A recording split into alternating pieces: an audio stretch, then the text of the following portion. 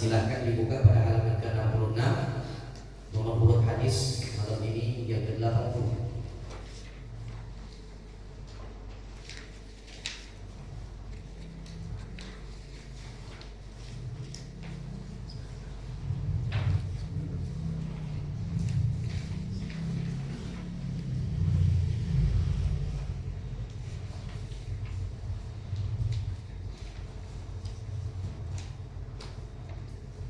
Sudah dapat halaman 66 nomor urut hadis yang ke-8. Betul ya? Kita baca bareng-bareng hadis. Bismillahirrahmanirrahim. Qala Rasulullah sallallahu alaihi wasallam idza tamma fujurul 'abdi malaka 'ainaihi fabaka bihima mata sya'a. Rawahu Ibnu Abdi an Uqbah Ibn Amir. Silakan yang mau baca.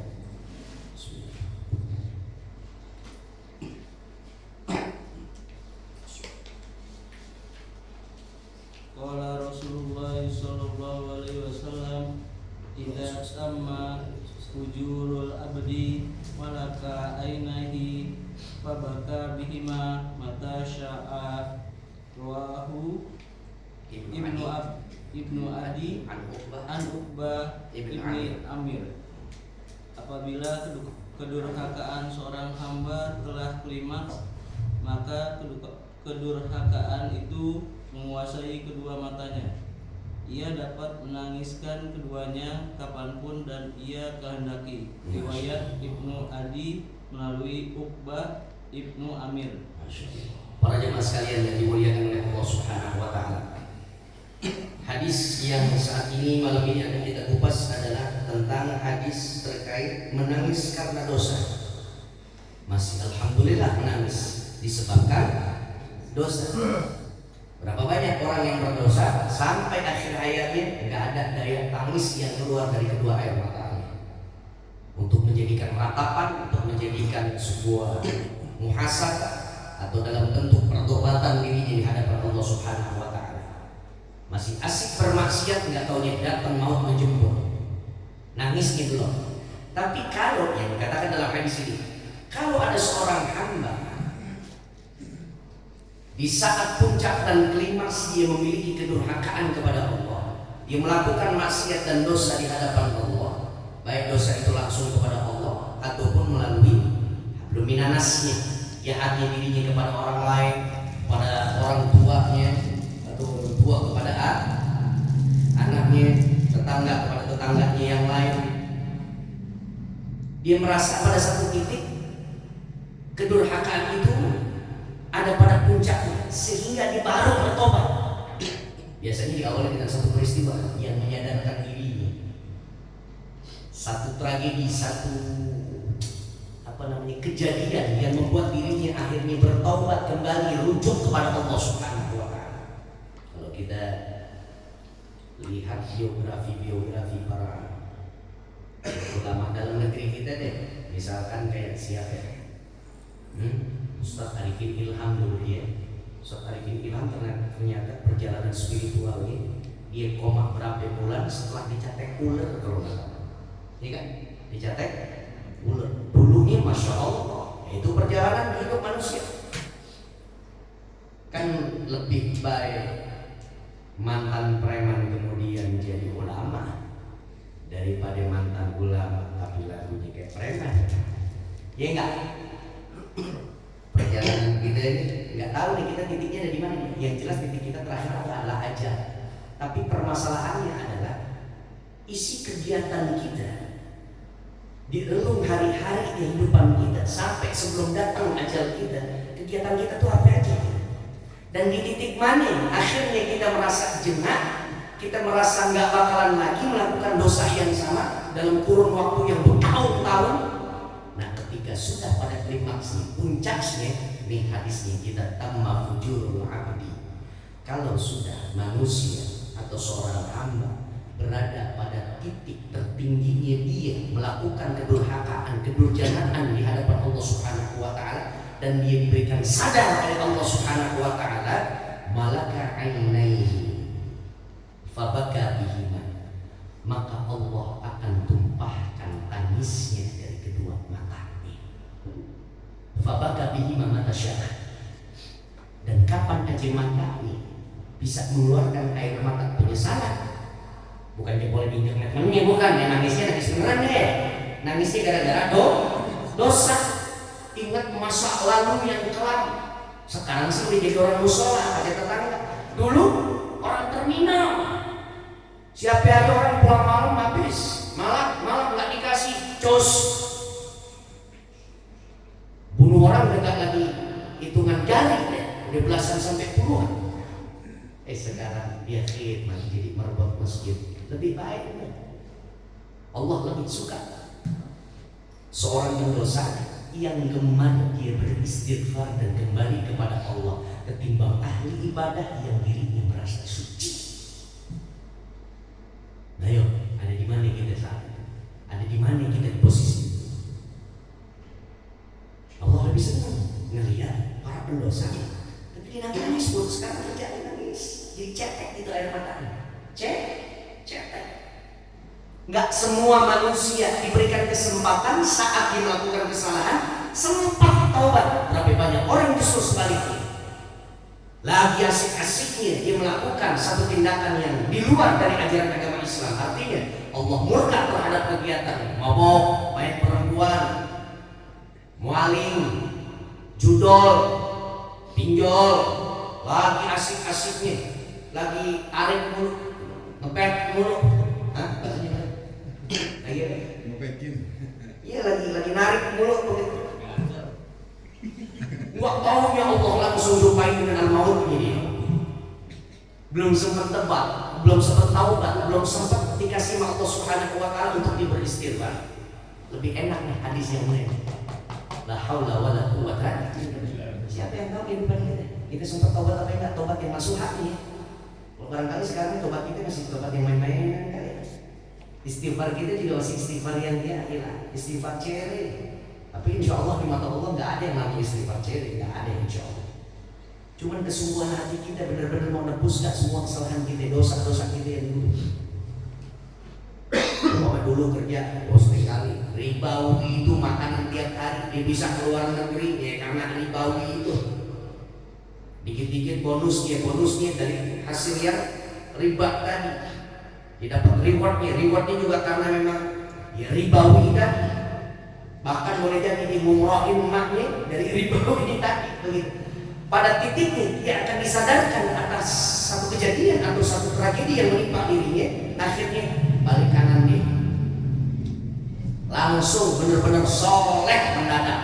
Dengan gitu daripada orang yang udah kecil soleh lempeng nggak tahu ya Allah bilang dari mati di atas perut yang tidak halal untuk ditidurin.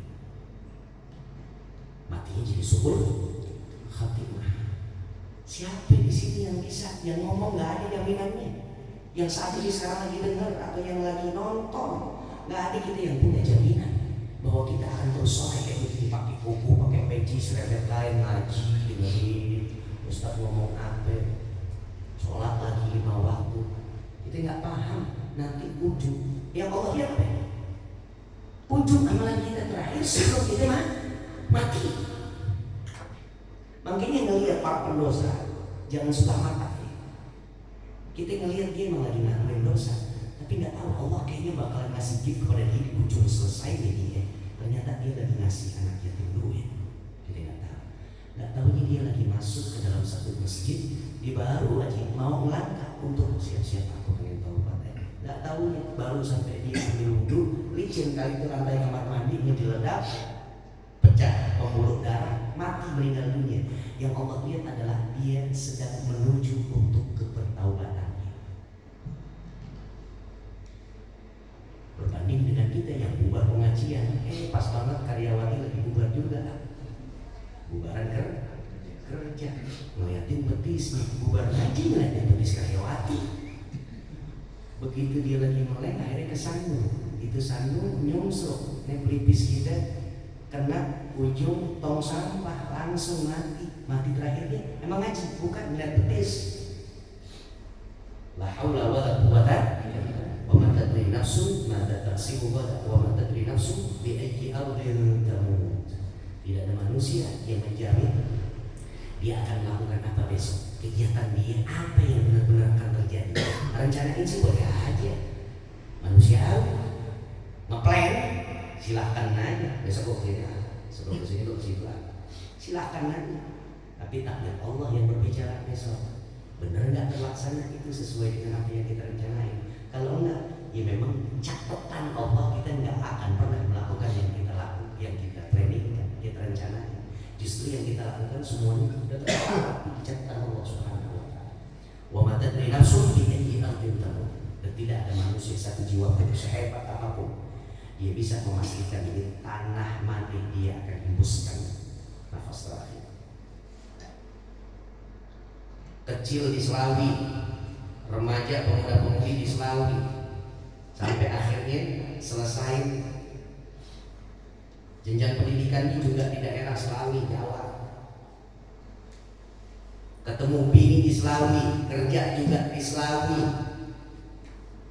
Ke Jakarta nggak pernah, ke Kalimantan nggak pernah. Dari kecil di Selawi aja. Sekali-kalinya keluar negeri, dia berangkat haji. Nggak tahunya meninggalnya di kota Mekah. Pas lagi dia berangkat haji. Mungkin dia dari kecil di Selawi sampai sebelum dia berangkat haji di Selawi, dia juga punya cita-cita mungkin di kubur ini juga di Selawi kali. Nggak taunya pas begitu dia berangkat haji, hembusin napas terakhir, habis dia. Kata orang dulu bilang, lewat deh dia meninggal dunia, tapi enak dalam keadaan berangkat haji sedang merampungkan rukun Islamnya yang kelima. Tuh, masih Allah kasih enak juga, nikmat juga. Nah makanya yang namanya tobat sifatnya adalah tajdid, diperbaharui terus. Bukan lu udah tobat, udah kemarin sore bukan kemarin sore. Ini detik kita berdosa tentu juga langsung samber dengan istighfar. Untuk kita lagi maksiat, begitu selesai maksiat samber langsung dengan apa? Kalimat pertobatan, atubu ilaika ya Rahman, atubu ilaika ya Rahim, atubu ilaika ya Rahman Rahim, astaghfirullahaladzim, rabbal baraya, astaghfirullahaladzim minal khataya. Nah, PK yang tidak hafal deh pokoknya kalimat-kalimat tobat. Sertai dengan air mata yang berlinang. Tapi orang kalau udah betul-betul tobat biasanya nggak pakai diundang, air mata berleber aja. Jadi nggak basah. Dan air mata yang diteteskan karena takut akan ada Allah akan menyambar dirinya sebelum mati, dia nggak sempat tobat, maka air mata itu juga ada hitung-hitungannya dari Allah Subhanahu wa taala. Ada 3 mata yang nanti akan dijaga oleh Allah di saat hari kiamat. Pertama adalah mata yang mengalirkan air matanya disebabkan pertobatan seorang hamba Allah kepada Tuhan.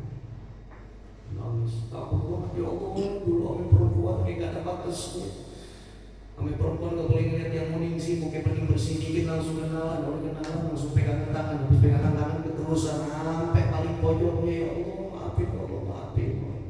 Dia tobat, karena dia takut nanti kalau misalkan nggak saya tobat, ya Allah habis dia badan saya yang udah kecil begini, ya Allah, yang udah nggak kelihatan lagi apa namanya gagahnya lagi, ya Allah, dimasukin ke kuali Engkau di dalam neraka, ya Allah habis dia badan saya, ya Allah, saya kali yang itu, ya Allah. Dia tobat. Nanti di hari kiamat mata itu yang mengalirkan air mata karena taubat, itulah yang akan dijaga oleh Allah Subhanahu wa taala. Kedua, mata yang sengaja untuk dia sahirul layar, dia begadang malam, tapi dalam rangka untuk menjaga keamanan dan juga keselamatan sahabat-sahabat Allah. Dalam peperangan kan dulu kan Rasul menunjuk beberapa sahabat untuk jaga pos. Ini kalau dalam kondisi perang, mata yang bergadang, ya, mata yang tidak dipejamkan untuk menjaga pos-pos keamanan dalam peperangan umat Islam kepada musuh-musuh Islam. Khawatir di kemah-kemah, di pos-pos yang tertempat 1, 2, 3, 4 misalnya. Ente yang jaga, ini nggak boleh melek terus, jaga sekitar. Sementara yang lainnya beristirahat, nanti ada waktunya lagi. Yang jaga saat pagi harinya, siang harinya, atau sore harinya sebelum pecah dua pasukan bertemu di medan laga. Nah, mata itu yang begadang disebabkan untuk berjuang dan membela ajaran agama Allah. Itulah mata yang akan diberikan rahmat oleh Allah, pandangan penuh kasih sayang.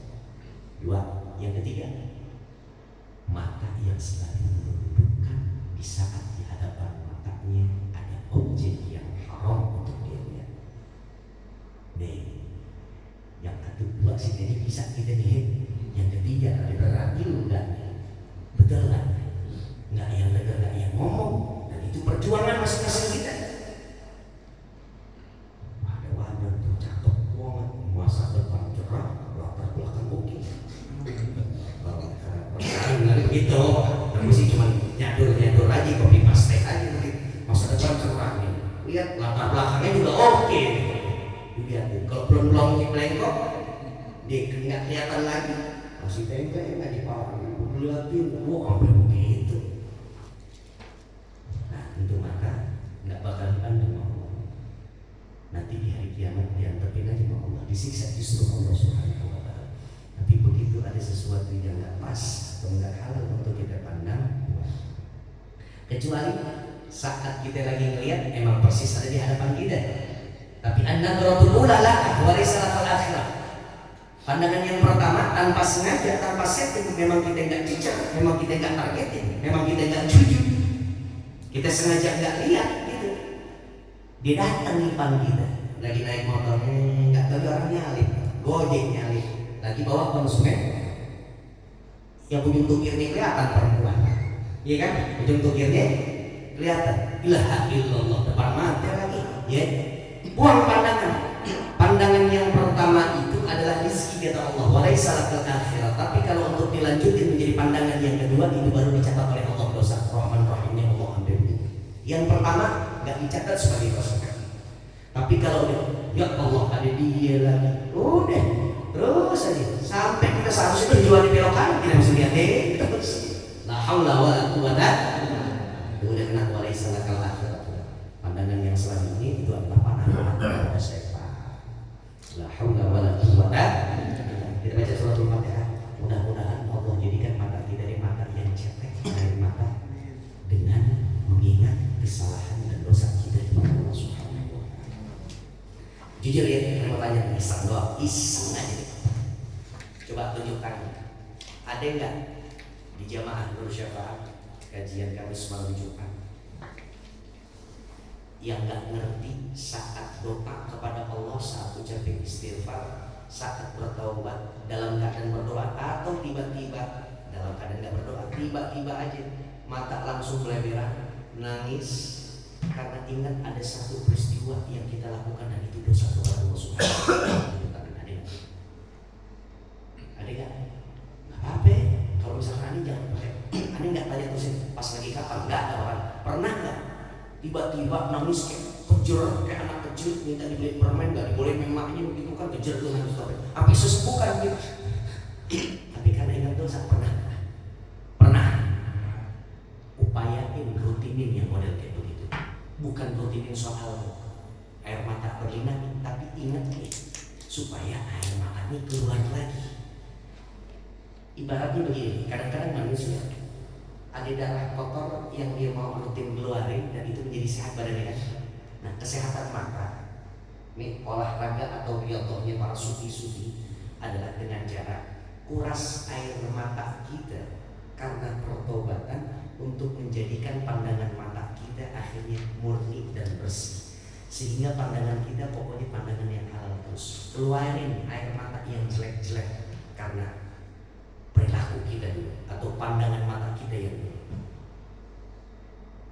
Cara riyadhahnya gitu, olahraga ruhnya orang-orang sufi itu gitu. Ya, jadi lebih baik banyak nangis di dunia biar dapat senyum yang banyak di negeri akhir. Jangan sampai kembali.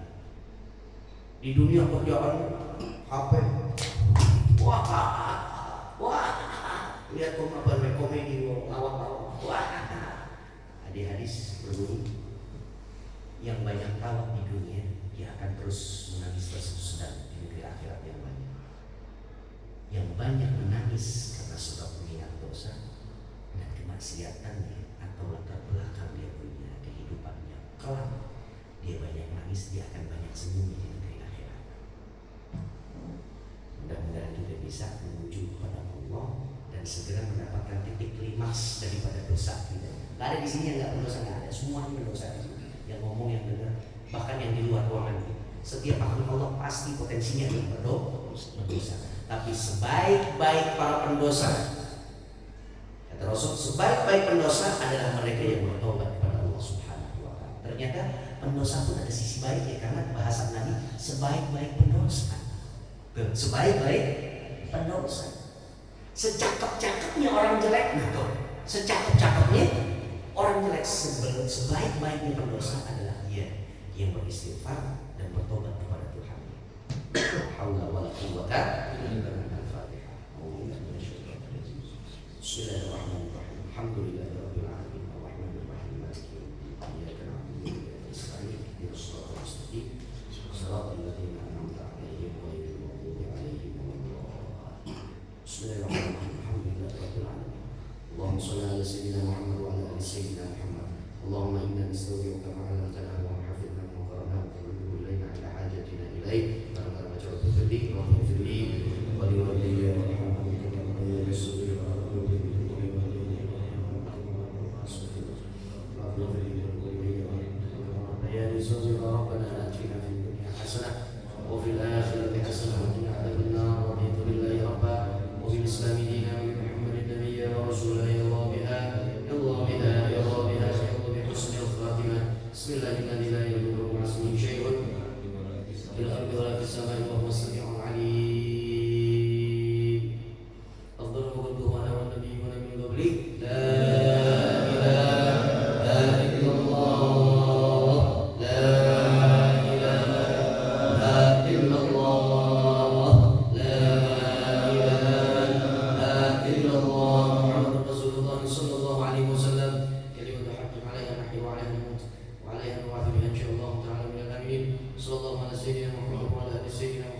Alhamdulillahi rabbil alamin.